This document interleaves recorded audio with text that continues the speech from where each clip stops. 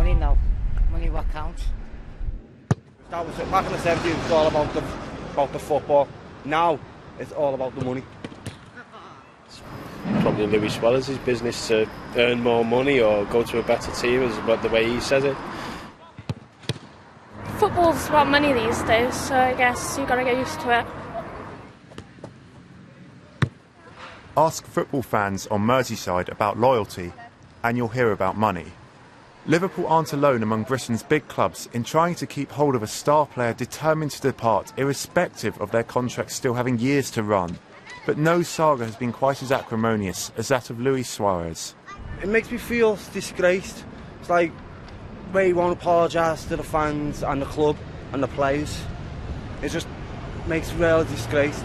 But look what Liverpool have done, the fans and the manager and all that. It's money, innit? I mean, I don't want him to go, obviously, because he's one of the best strikers in Europe, but if he wants to go and he doesn't want to play for the club, I'd sooner have somebody who's half as talented as him, who wants to play for the club, who wants to be motivated for the club and wants to win things with the club, than somebody who doesn't want to. Suarez is accused of disloyalty to a club and to the supporters who stood by their player when football's authorities found him guilty first of racist abuse and then of biting an opponent. But is such apparent disloyalty really that new? No, it isn't. Footballers have wanted to leave football clubs for years. Footballers have been getting tempted by other football clubs for years. What tends to happen is that footballers gravitate towards their level. So the very best footballers have always historically ended up with the very best clubs. But should we be surprised? Has the game ever offered its players any loyalty in return? Harris brings St John down, and this time it is a penalty. Ian St John was one of the cornerstones of what Bill Shankly did at Liverpool, that built Liverpool up, and then Bill Shankly got to a point where he needed to bring through another team, and he began to use St John less and less, having fixated on him for many, many years. So then what he did was he sold him. He moved him onto the first team, stopped speaking to him as regularly, upset him, sold him, it's all in St John's book. And this is what happens. This is what happens to footballers. It's what's always happened to footballers. It's what will always happen to footballers. And yet we want them just to accept our terms and conditions, both as clubs and supporters, consistently. But with Suarez still receiving standing ovations at training sessions from Liverpool supporters desperate to keep their star performer, can loyalty between club, player and fans ever be evenly distributed?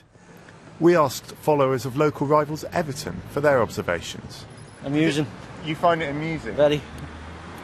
Why is it amusing? Well, the fact that they love him so much and the way he's treating them.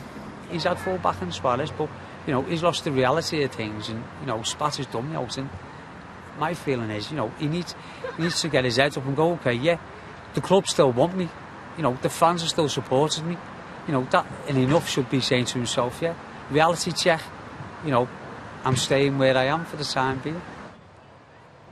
We find ourselves in what's almost an abusive relationship from the way in which the clubs act towards the supporters, because they know they've got you over a barrel, because they know you're coming every other Saturday, because they know they have you in that position. They're able to change season ticket deadlines, put prices up, and that's why we're in this situation. And one of the reasons why there is so much money in the game, but also one of the reasons why essentially people grow resentful of footballers quite quickly. I'm paying £50 a week to watch you, and you can't even do X.